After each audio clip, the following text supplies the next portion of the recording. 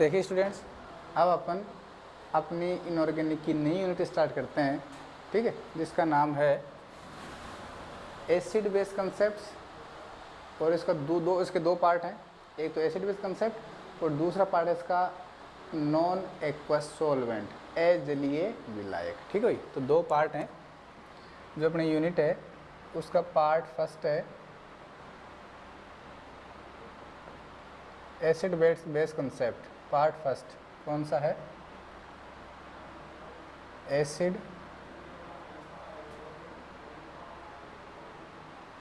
Base concept. ठीक है भाई। और इसका जो पार्ट 2 है वो क्या आपका non aqueous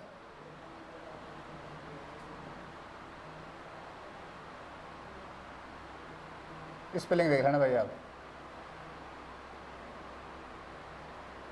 non aqueous solvent. ये दो पार्ट अपने को यहाँ पे पढ़ने हैं, अम्ल क्षार अवधारणाएं और अजलीय विलायक। अजलीय विलायक, तो फिलहाल अपन कौन सा पार्ट पढ़ने जा रहे हैं? पार्ट फर्स्ट अपन पढ़ने जा रहे हैं जिसका नाम है अम्ल क्षार अवधारणाएं। ठीक है भाई, हाइपोथेसिस कह सकते हो आप उसको, कंसेप्ट कह सकते हो, जो भी आपको अच्छा लगे वो कह सकते हो आप। ठीक है,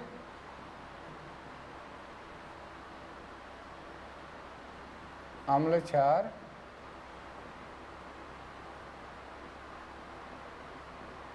अवधारणाएं।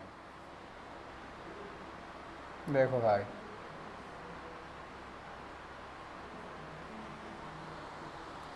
क्या होती है अम्ल क्षार अवधारणाएं? आपने 11th क्लास में पढ़ रखा होगा एसिड बेस कंसेप्ट्स। बहुत सारे साइंटिस्ट आए थे। सबसे पहले आरएनए साइंटिस्ट आए थे, फिर उसके बाद में कौन आए थे? ब्रोंस्टेंट लोरी आए थे, फिर कौन आए थे? फिर आप क्या आए थे? लुईस आए थे। तो ये तीन अपन 11th क्लास में पढ़ते हैं, लेकिन बीएससी में जब आप आ गए हो तो यहाँ पे आप पढ़ते हो, आरएनए पढ़ते हो, ब्रोंस्टेंट लोरी पढ़ते हो, लुईस पढ़ते हो, लक्स फ्लड पढ़ते हो, सॉल्वेंट थ्योरी यहाँ पे आप पढ़ते हो। 5 हाइपोथेसिस आप यहाँ पे पढ़ते हो। तो 3 तो वही है, 2 उनसे आगे और आ जाती है। ठीक है, तो सबसे पहले आरएनएस महोदय आए थे। आरएनएस ने क्या कहा था? आरएनएस ने ये कहा था कि जो ऐसे कंपाउंड, ऐसे यौगिक जो जलीय विलयन में H+ आयन देते हैं क्या कहलाते हैं? अम्ल कहलाते हैं।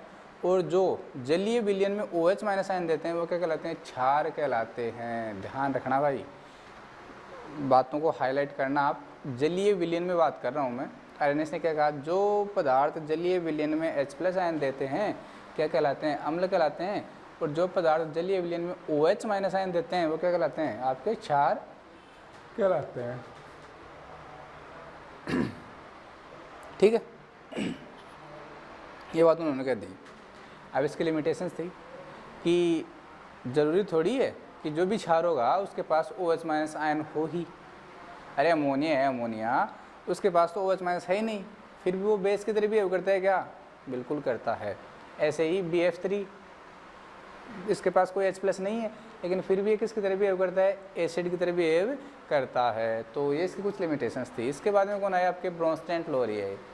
ब्रोंस्टेंट लोरी महोदय ने क्या कहा कि जो पदार्थ H+ आयन देते हैं वो अम्ल कहलाते हैं, और जो पदार्थ H+ आयन लेते हैं वो क्या कहलाते हैं? क्षार कहलाते हैं। अब ध्यान रखना, ब्रोंस्टेंट लोरी ने क्या कहा? जो H+ देते हैं अम्ल कहलाते हैं, जो H+ लेते हैं क्षार कहलाते हैं। समझ में आ गया? Very good. यहाँ पे आपको कॉन्जुगेट एसिड, कॉन्जुगेट बेस का कंसेप्ट भी पढ़ने को मिलेगा। संयोगी अम्ल, संयोगी क्षार का कंसेप्ट भी आपको यहाँ पे पढ़ने को मिलेगा। बिल्कुल ईजी रूप से बताएंगे उसको, चिंता मत करना आप। ठीक है, जिंदगी में कभी नहीं भूलोगे संयोगी अम्ल, संयोगी क्षार क्या होते हैं, कौन किसका संयोगी अम्ल, कौन किसका संयोगी क्षार, कभी भी नहीं भूलोगे। ठीक है, अपनी गारंटी इस बात। अगला कौन आए थे? इसके बाद में लुईस महोदय आए थे। उन्होंने क्या कहा था? जो अपना इलेक्ट्रॉन पेयर डोनेट करते हैं, जो अपना इलेक्ट्रॉन पेयर कह सकते हो, लोन पेयर कह सकते हो। ठीक है, जो अपना लोन पेयर देते हैं वो लुईस क्षार कहलाते हैं, जो लोन पेयर लेते हैं लुईस अम्ल कहलाते हैं।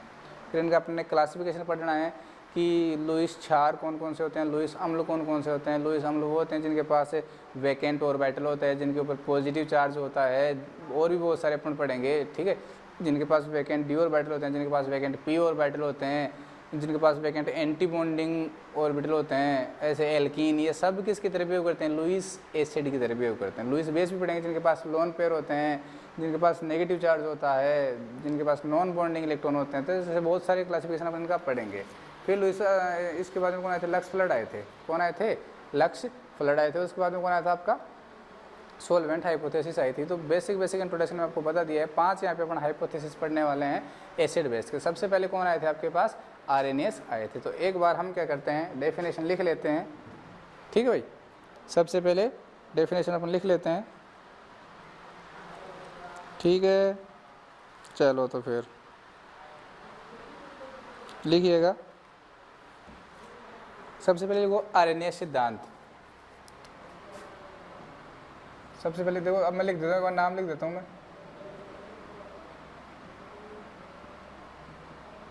आर्हेनियस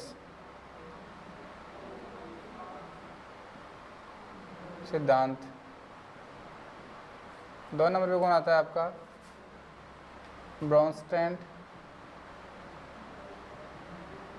ब्रोंस्टेड लोरी सिद्धांत। 3 नंबर पे कौन आता है आपका, लुईस अवधारणा।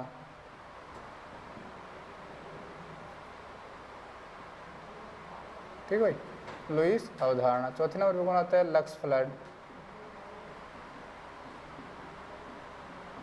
फ्लड अवधारणा। और 5वें नंबर पे कौन आता है, विलायक तंत्र अवधारणा।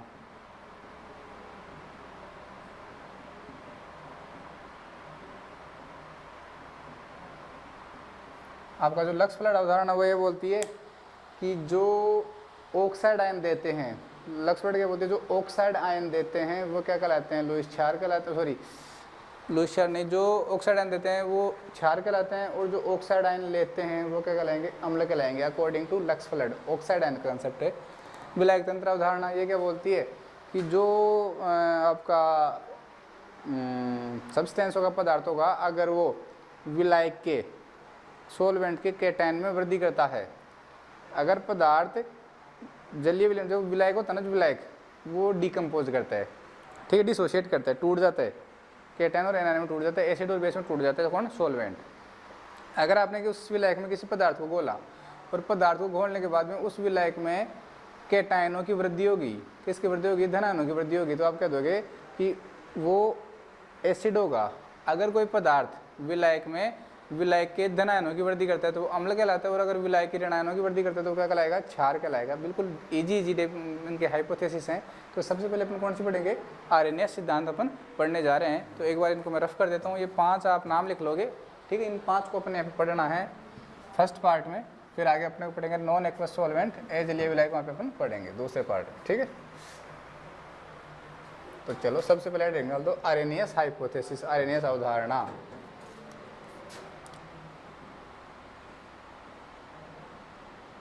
नंबर 1 है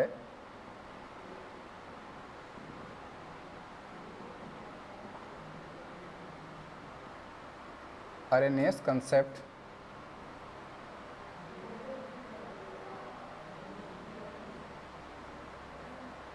ठीक है भाई,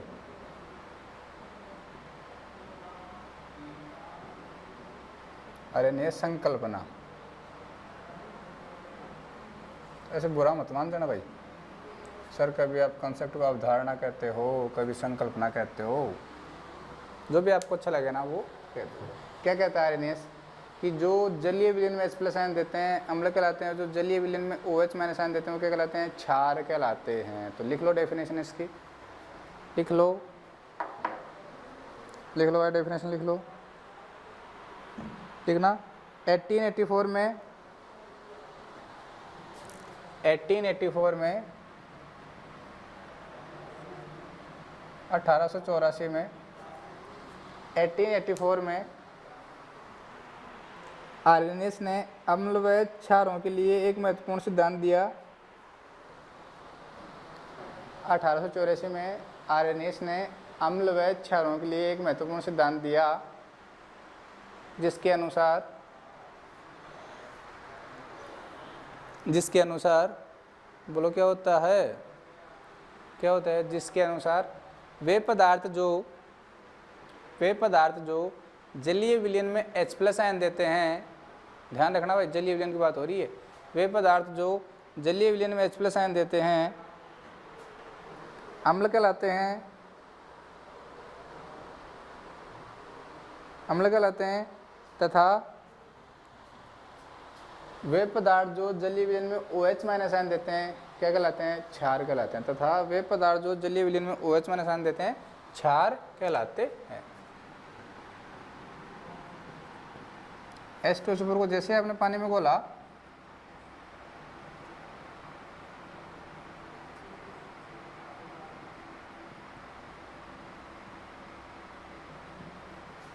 ठीक है, H+ दे दिया इसने, सिमिलरली ये तो क्या हो गया आपका एसिड हो गया, क्यों, क्योंकि ये क्या दे रहा है, H+ दे रहा है। ऐसे ही आप NaOH ले लो, जैसे ही पानी में घोला Na+ OH- बना लेगा। क्या कह सकते हो, क्या दे रहा है, OH- दे रहे, तो ये क्या होगा आपका बेस होगा, क्षार आपका होगा। समझ में आ गया, वेरी गुड। अब आप नोट डाल के एक चीज़ लिख लो,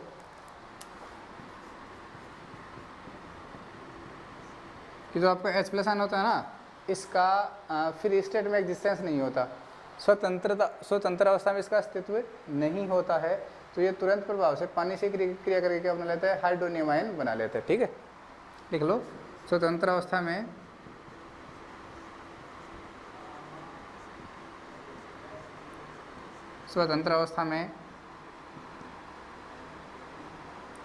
H+ आयनों का अस्तित्व नहीं होता है,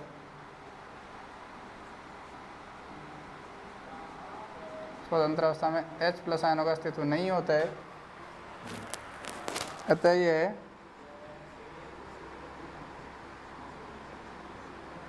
यह तुरंत विलयन में उपस्थित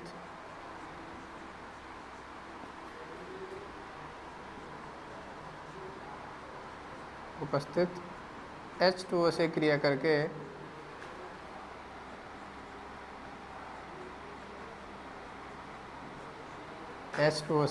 करके क्या बना लेता है, H3O+ हाइड्रोनियम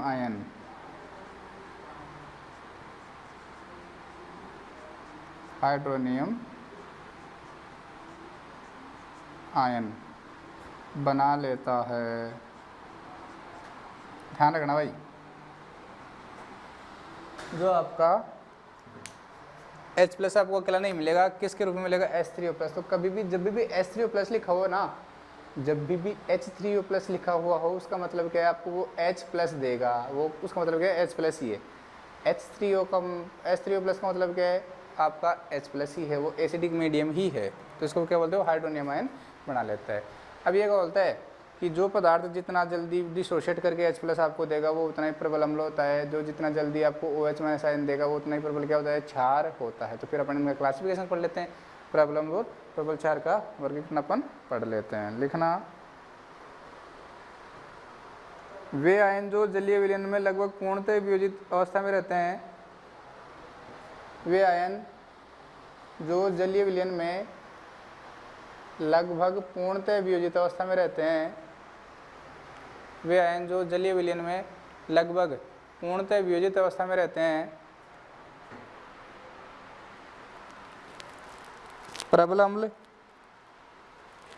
अम्ल तथा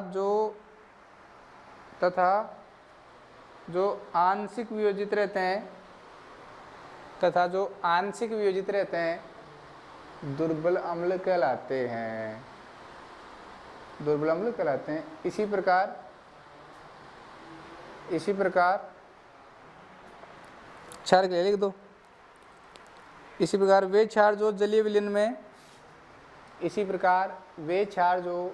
विलयन में लगभग पूर्णतः आयनित अवस्था में रहते हैं, इसी प्रकार वे क्षार जो जलीय विलयन में लगभग पूर्णतः आयनित अवस्था में रहते हैं,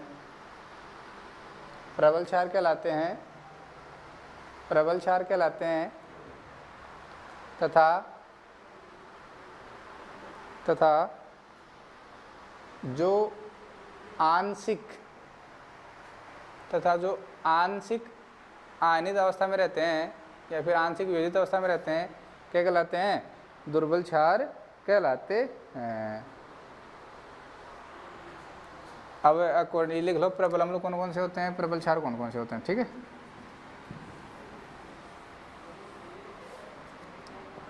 प्रबल अम्ल स्ट्रॉन्ग एसिड,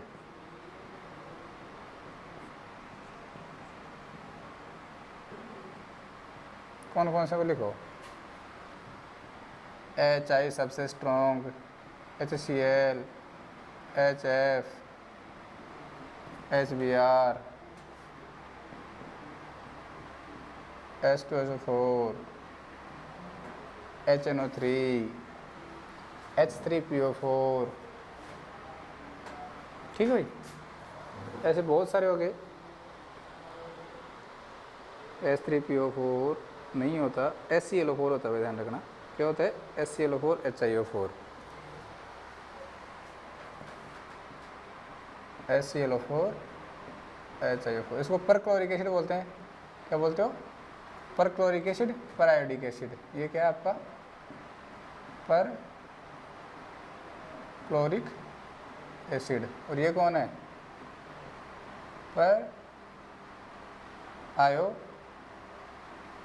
परायोडिक एसिड है आप। ठीक है भाई, गुड। ऐसे क्या लिखोगे? वीक एसिड लिखोगे आप। तो सबसे पहले आएगा H3PO4 फॉस्फोरिक एसिड बोलते हैं इसको। क्या बोलते हो? फॉस्फोरिक।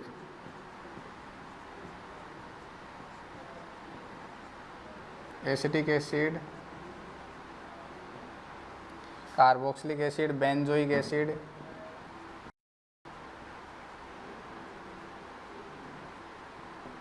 HCN, H2CO3। ऐसे बहुत सारे ये क्या हो गए आपके? वीक एसिड आपके हो गए हैं। क्या हो गए हैं आपके? वीक एसिड ये हो गए हैं। ठीक है, वेरी गुड। ठीक है भाई, नोट डाल के एक चीज़ और लिख लेना कि जितने भी ऑर्गेनिक एसिड होते हैं, बेंजोइक एसिड, कार्बोक्सिलिक एसिड, जिनमें भी कार्बन यूज होता है ना, नोट डाल के लिख लेना।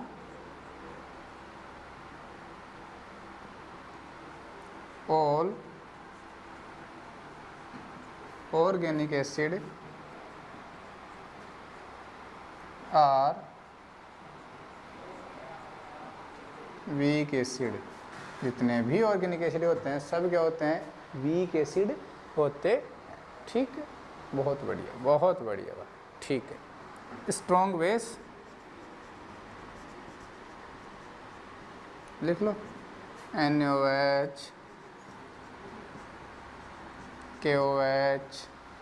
और बताओ भाई।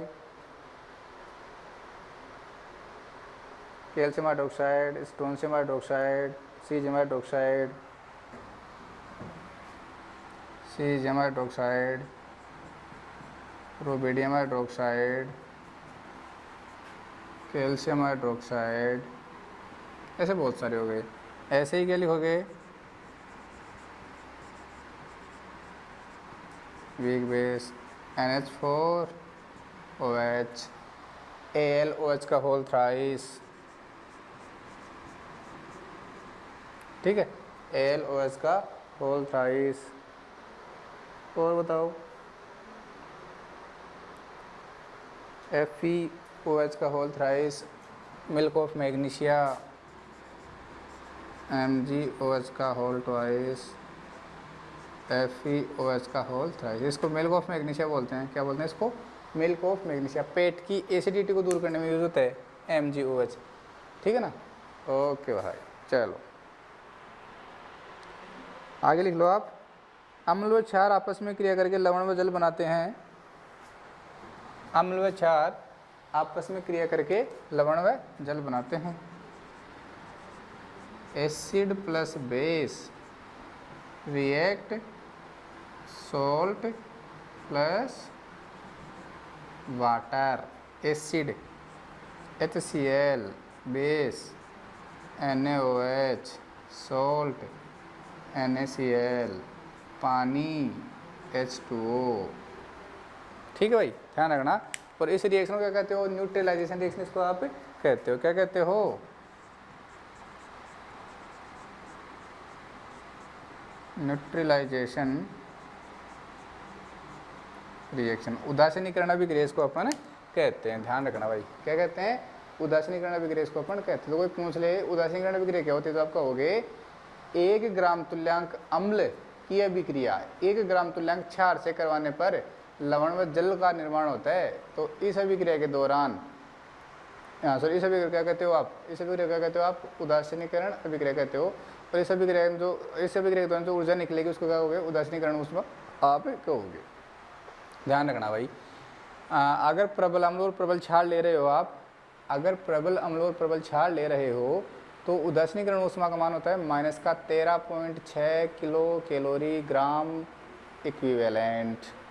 ठीक है, -13.6 किलो कैलोरी पर ग्राम इक्विवेलेंट। 1 ग्राम इक्विवेलेंट में 13.6 किलो कैलोरी एनर्जी रिलीज होती है अगर प्रबल अम्ल और प्रबल क्षार आपस में क्रिया करके लवण और जल बनाते हैं। तो अगर दुर्बल अम्ल और दुर्बल क्षार पार्टिसिपेट कर रहे हैं तो और भी कम होगा। अगर एक प्रबल एक दुर्बल है, एक प्रबल एक दुर्बल है तो 13.6 से कम हो जाएगा। और अगर दोनों ही दुर्बल हैं तो और भी कम हो जाएगा 13.6 से। तो वो चीज़ें अपने को लिखनी है। ठीक है, तो आप क्या लिखोगे? उदासीनीकरण अभिक्रिया। क्या लिखोगे? Neutralisation reaction. Neutralisation reaction.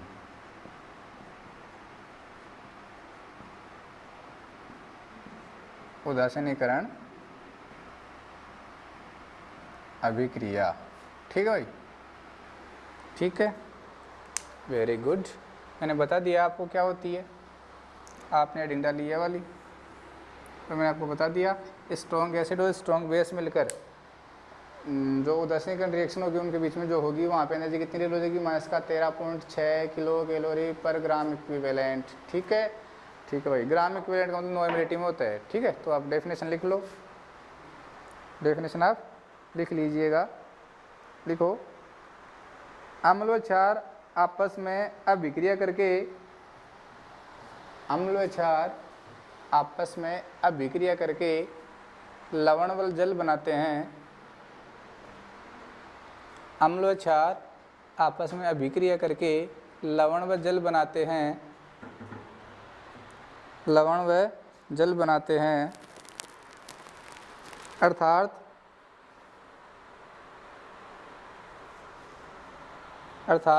अम्लों के H+ आयन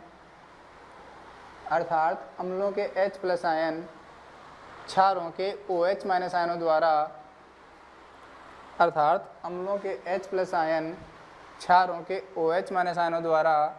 उदासीन हो जाते हैं। क्षारों के OH- आयनों द्वारा उदासीन हो जाते हैं।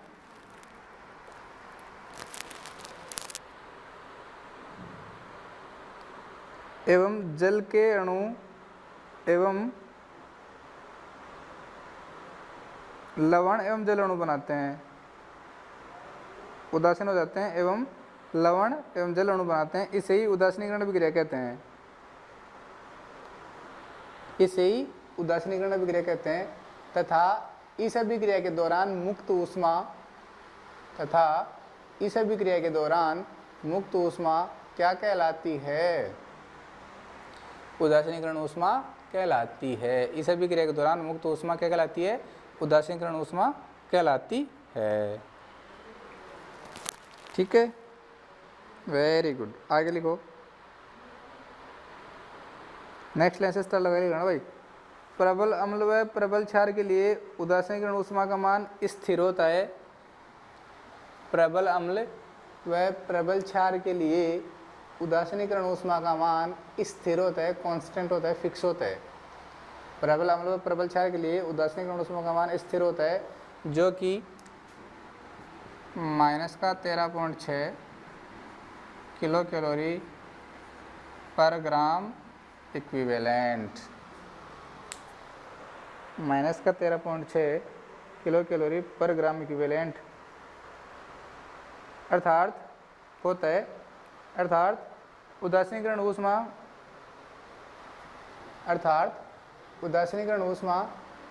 H प्लस व OH माइनस आयनों की संख्या पर निर्भर करती है। आपको पता है कि स्ट्रॉन्ग एसिड अगर होगा तो वो ज़्यादा H प्लस देगा, स्ट्रॉन्ग बेस अगर होगा तो वो भी ज़्यादा OH माइनस देगा, तो वहाँ पे उदासीनीकरण ऊष्मा का मान भी ज़्यादा होगा, माइनस का 13.6 किलो कैलोरी पर ग्राम इक्विवेलेंट। ठीक है, तो हमने क्या कहा कि प्रबल अम्ल और प्रबल क्षार के लिए कितनी होती है, माइनस की 13.6 होती है। इसका मतलब ये हो गया कि जो उदासीनीकरण ऊष्मा है वो H प्लस और OH माइनस आयनों की संख्या पर निर्भर करती है। ठीक है, वेरी गुड। आगे लिखो, दुर्बल अम्ल व दुर्बल क्षार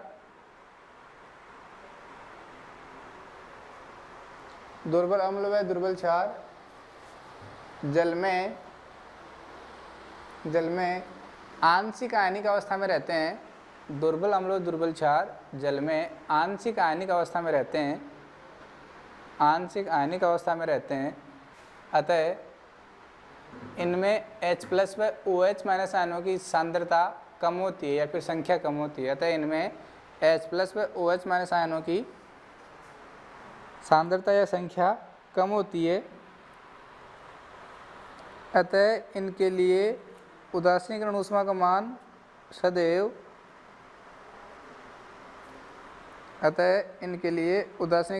मान सदैव माइनस का 13.6 किलो कैलोरी पर ग्राम इक्विवेलेंट से कम प्राप्त होता है।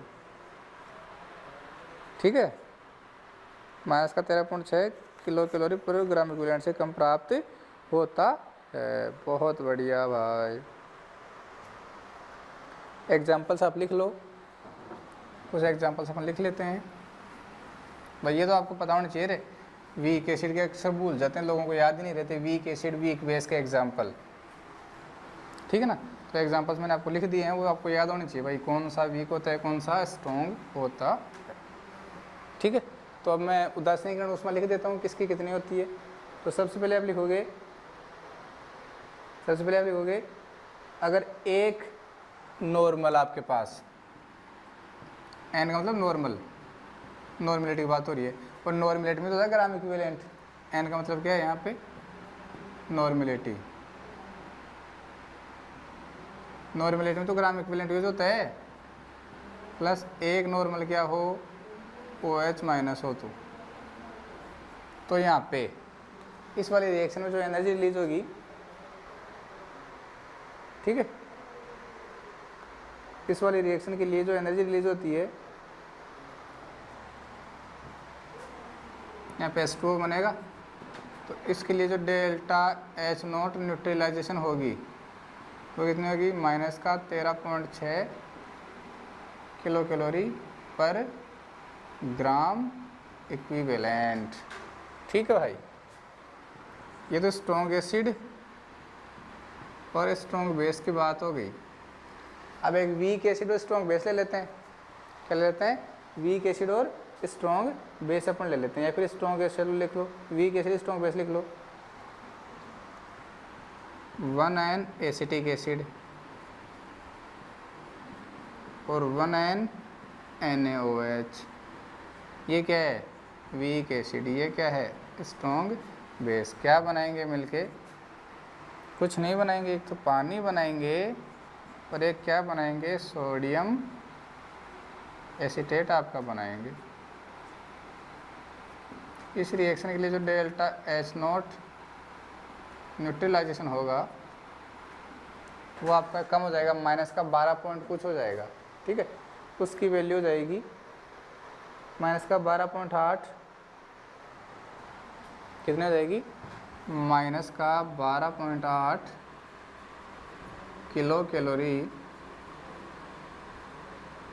पर ग्राम इक्विवेलेंट। तीसरा आप ले रहे हो 1NaHCl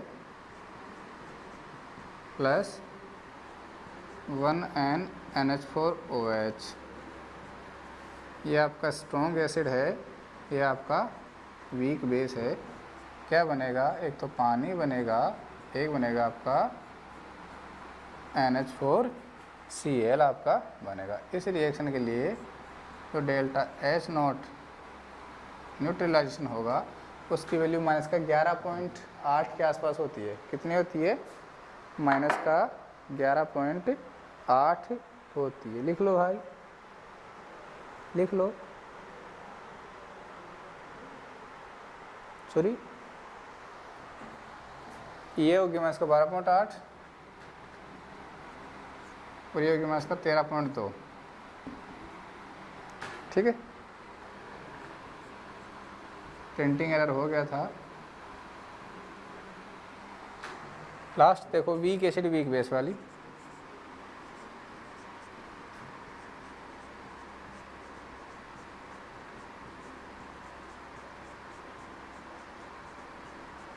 weak acid weak base,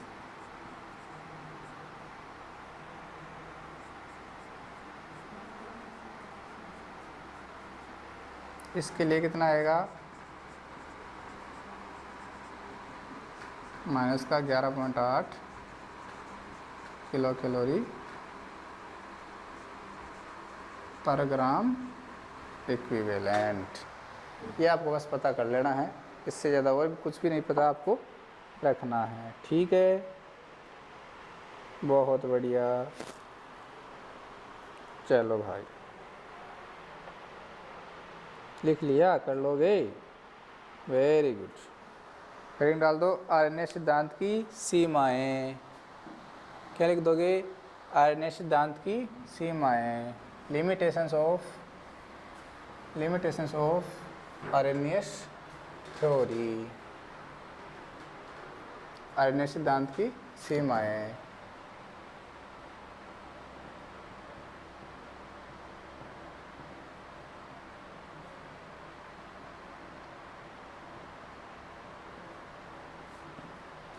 पता है ना आपको तो सब कुछ, आप तो सब कुछ जानते हो ही कि आरएनएस ने क्या किया क्या नहीं किया। आरएनए सिद्धांत के आधार पर केवल उन्हीं की व्याख्या की जा सकती है जिन एसिड के पास H+ होता है या फिर जिन बेस के पास OH- होता है। बाकी और एसिड बेस की एक्सप्लेनेशन नहीं दी जा सकती। तो लिखो, पहला लिखो, पहला क्या लिखो? एक बार ऐसे लिख लो, एक लाइन लिख लो। आरएनए सिद्धांत द्वारा विभिन्न पदार्थों की अम्लीय व क्षारीय प्रकृति, विभिन्न पदार्थों की अम्लीय व क्षारीय प्रकृति एवं विभिन्न अम्लों व क्षारों की प्रबलता की व्याख्या की जा सकती है। विभिन्न अम्लों व क्षारों की प्रबलता की व्याख्या की जा सकती है, लेकिन इस सिद्धांत की कुछ सीमाएं हैं जो निम्न हैं। इस सिद्धांत की कुछ सीमाएं जो निम्न हैं। नंबर 1 लगा के आप लिखोगे, नंबर 1 लगा के आप लिखोगे। बोलो, जलीय विलयन की बात करते हैं क्या? मतलब विलयन होना जरूरी होता है, इसके लिए लिखो। पहली लिमिटेशन लिखो, इस सिद्धांत के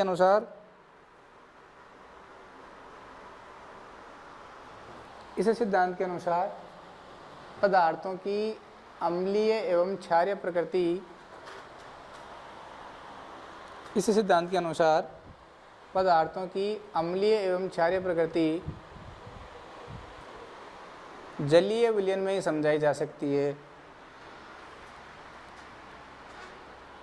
इस सिद्धांत के अनुसार पदार्थों की अम्लीय एवं क्षारीय प्रकृति जलीय विलयन में ही समझाई जा सकती है। फॉर एग्जाम्पल,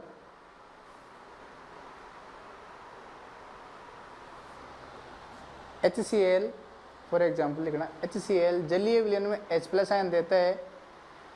HCl जलीय विलयन में H+ आयन देता है, अतः यह अम्ल है, लेकिन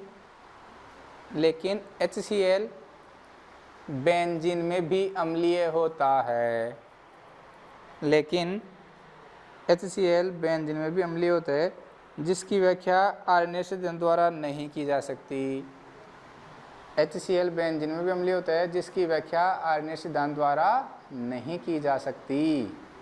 ठीक है भाई। लिमिटेशन नंबर 2 लिखोगे इसकी, सीमा नंबर 2। इस सिद्धांत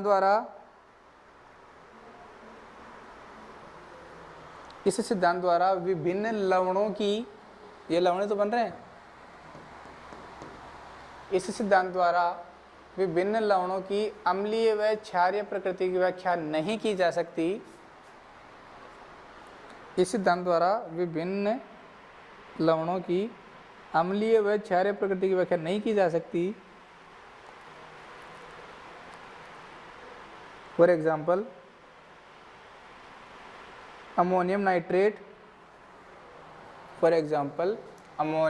नाइट्रेट, सूत्र लिख लो NH4NO3। For example ammonium nitrate दुर्बल अम्ल है जिसकी व्याख्या आरएनएस नहीं करता है। अमोनियम नाइट्रेट दुर्बल अम्ल है जिसकी व्याख्या आरएनएस नहीं करता है। अगला पॉइंट नंबर 3, इस सिद्धांत के अनुसार वे पदार्थ जिनके पास OH- आयन नहीं होते, आरएनएस सिद्धांत के अनुसार वे पदार्थ जिनके पास OH- आयन नहीं होते उनकी क्षारीय प्रकृति की व्याख्या नहीं की जा सकती।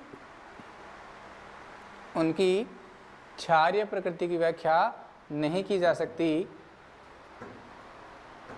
ठीक है ना। फॉर एग्जाम्पल लिखो, इसके द्वारा मतलब आरएनएस सिद्धांत के द्वारा अमोनिया की क्षारीय प्रकृति को नहीं समझाया जा सकता, NH3 की क्षारीय प्रकृति को नहीं समझाया जा सकता, ठीक। अगला लिखो, इसके अनुसार वे पदार्थ जिनके पास H+ आयन नहीं होते उनकी अम्लीय प्रकृति की व्याख्या नहीं की जा सकती। उसका जस्ट अपोजिट लिख दो भाई।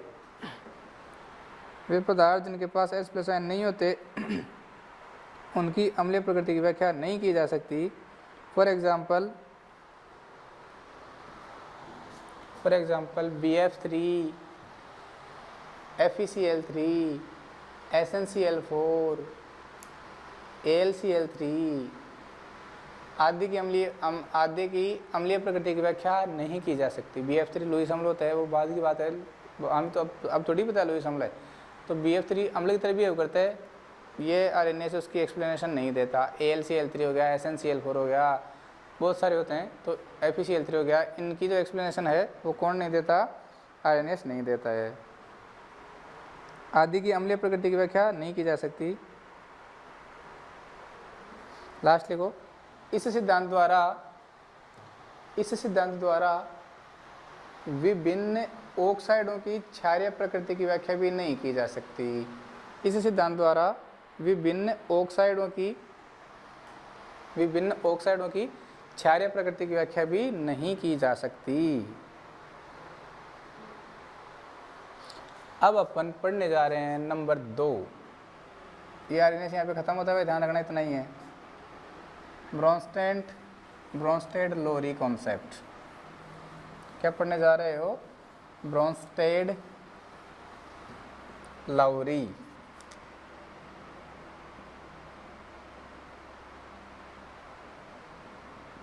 ब्रोंस्टेड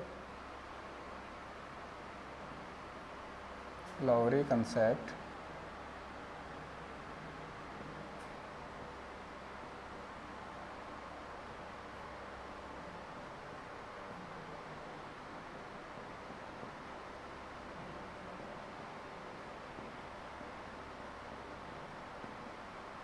संकल्पना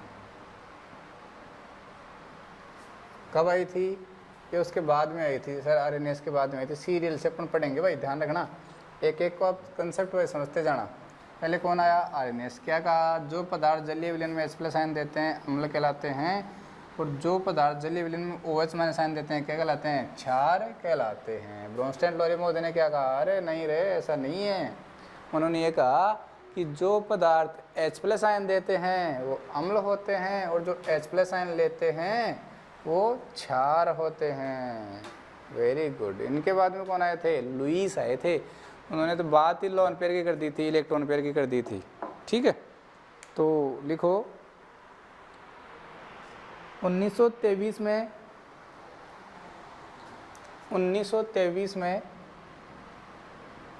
इन 1923 ब्रोंस्टेड एवं लोरी ने 1923 में ब्रोंस्टेड एवं लोरी ने अम्लीय व क्षारीय प्रकृति के लिए एक महत्वपूर्ण सिद्धांत दिया।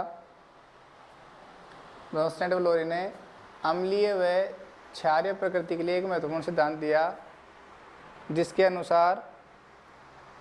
अनुसार डैश लगाओ, नीचे लिखो, जिसके अनुसार नीचे लिखना, अम्ल वे पदार्थ होते हैं, अम्ल वे पदार्थ होते हैं जिनमें एक या अधिक H प्लस आयन, क्वेश्चन में लिख लेना प्रोटॉन, क्वेश्चन में लिख लेना प्रोटॉन, ऐसे क्या देख रहे हो। हाँ, इस सिद्धांत के अनुसार डैश लगा के अम्ल वे पदार्थ होते हैं जिनमें एक या अधिक H प्लस आयन मतलब प्रोटॉन देने की क्षमता प्रवृत्ति होती है, जिनमें एक या अधिक H प्लस आयन देने की प्रवृत्ति पाई जाती है। जबकि क्षार वे पदार्थ होते हैं, जबकि क्षार वे पदार्थ होते हैं जिनमें H प्लस आयन ग्रहण करने की प्रवृत्ति पाई जाती है। जबकि क्षार वे पदार्थ होते हैं जिनमें H प्लस आयन ग्रहण करने की प्रवृत्ति पाई जाती है। ठीक है, वेरी गुड। नेक्स्ट क्लास लिखना,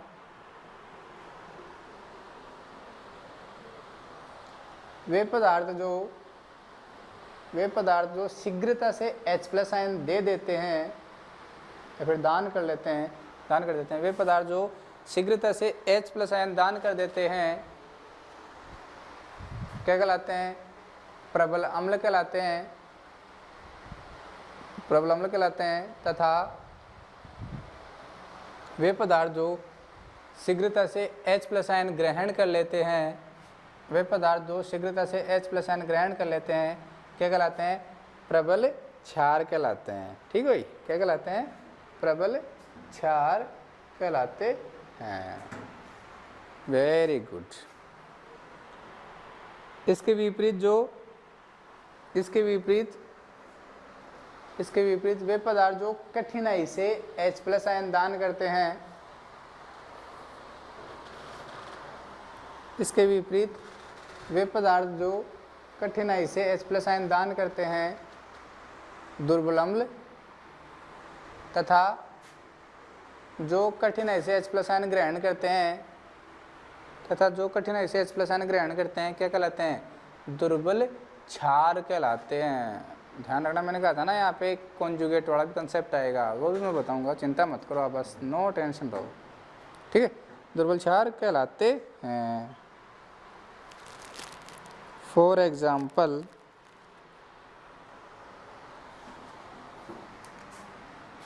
HCl प्लस H2 आपने लिया तो ये बनाएंगे आपके H3O प्लस का Cl माइनस। तो देखो भाई, यहाँ से यहाँ जा रहे हो आप, तो आपको पता लग रहा है कि HCl ने क्या किया? H प्लस दे दिया इसको। ये क्या कर रहा है? H प्लस दे रहा है। तो जो H प्लस देता है क्या कहलाता है? एसिड कहलाता है। क्या कहलाता है? एसिड कहलाता है। सिमिलरली इसी टाइप से आप क्या करोगे? NH3 प्लस का H2O आपने पानी में जैसे ही घोला, क्या करोगे? NH4 प्लस का OH माइनस। देखो रे, इसने क्या कर लिया? अब की बार H प्लस ले लिया। NH से देखो 4 हाइड्रोजन हो गया ना, तो क्या ये जो H प्लस लेता है वो क्या कहलाता है? बेस कहलाता है। तो ये एग्जांपल्स आप लिख लो, फिर मैं ये कॉन्जुगेट एसिड, कॉन्जुगेट बेस कौन सा क्या बनता है वो भी आपको मैं समझाऊंगा, लिख लो। इसको लिखने के बाद में आप एक एग्जांपल, एक लाइन लिख लो।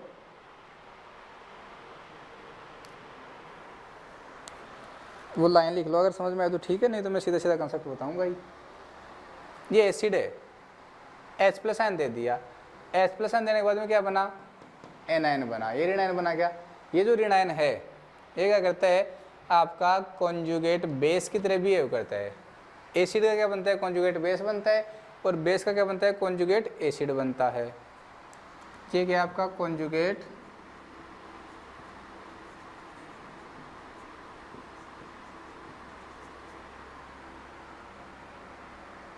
एक मिनट भाई,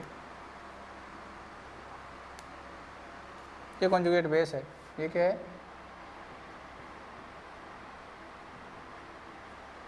कॉन्जुगेट बेस है।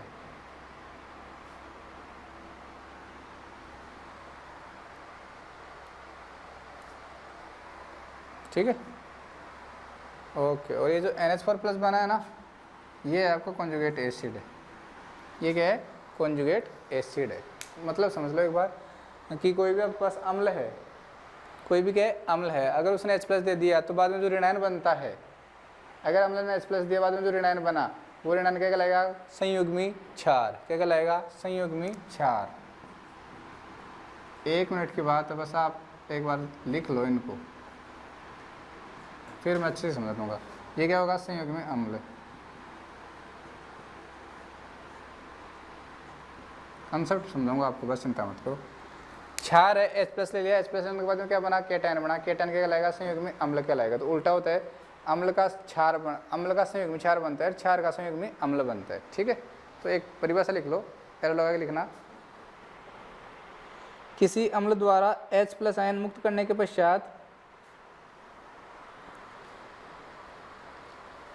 किसी अम्ल द्वारा H प्लस आयन मुक्त करने के पश्चात बना ऋणायन उसका संयुग्मी क्षार कॉन्जुगेट बेस कहलाता है। उसका संयुग्मी क्षार मतलब कॉन्जुगेट बेस कहलाता है। तथा किसी क्षार द्वारा H प्लस आयन ग्रहण करने के पश्चात बना धनायन उसका संयुग्मी अम्ल कहलाता है। उसका संयुग्मी अम्ल कहलाता है। ठीक है, अब समझो, आप अच्छे से समझो इस चीज़ को, कंसेप्ट समझ लो, फिर आप बस ये मान लो आप कहीं नहीं अटकोगे। समझो भाई ध्यान से। आपने क्या किया, HCl लिया, NH3 लिया, दोनों को मिला दिया।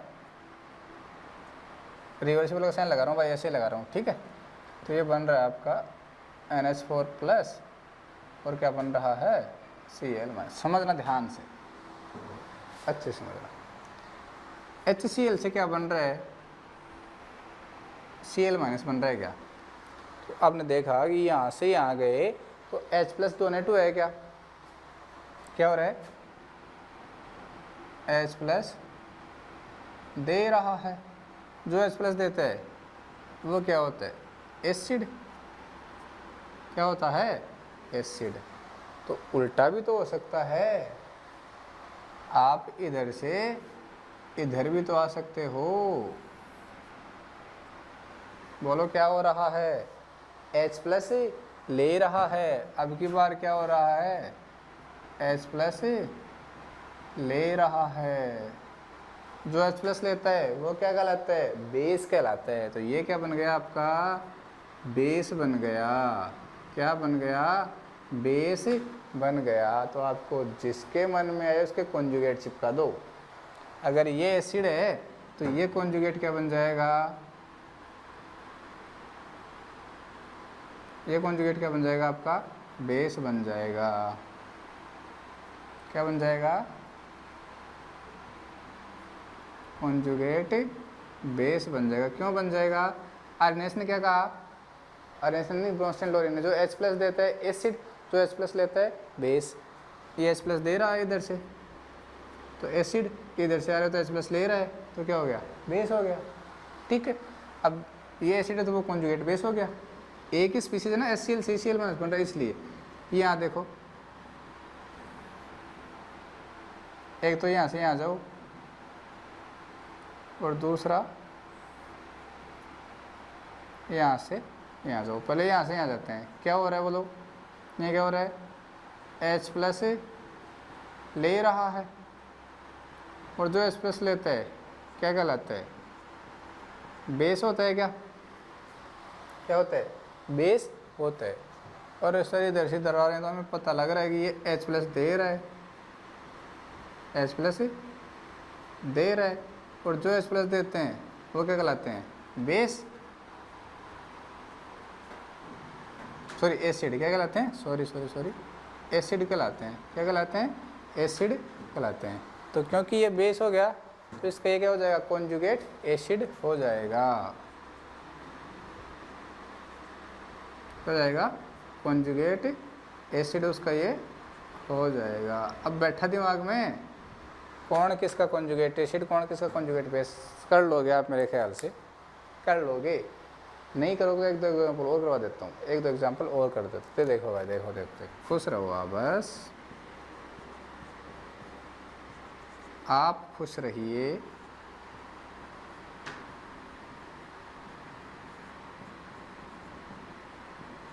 देखो भाई, NH3 से गए NH4 प्लस में, क्या हो रहा है, क्या हो रहा है, अरे H प्लस ले रहा है, H प्लस, अब मैं बार बार नहीं लिखूँगा भाई, H प्लस ले रहा है। जो H प्लस लेता है क्या कहलाता है, बेस कहलाता है। क्या कहलाता है, बेस कहलाता है। अकॉर्डिंग टू ब्रोंस्टेन लोरी की बात हो रही है भाई।